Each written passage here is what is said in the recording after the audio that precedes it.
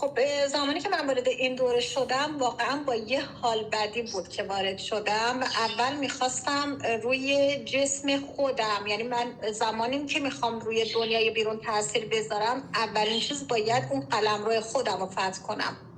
این بود که من به آقای باسری گفتم که چه کار برای من میکنی؟ میتونی منو لاغر کنی؟ با یه دید خیلی باگدار. و اینکه وارد این دوره شدم همون ماه اول متوجه شدم که چه تغییراتی دارم میکنم، هم روحی هم جسمی.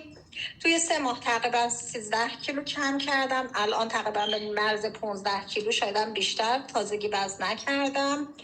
از همه مهمتر استایل قشنگتر و حال خیلی بهتر. یعنی این حال خوبیشو من واقعا مدیونم.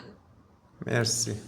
ایشاله که بقیه هم استفاده کنن از این تجربه و موفق باشن. مرسی، ممنونم. مرسی از شما.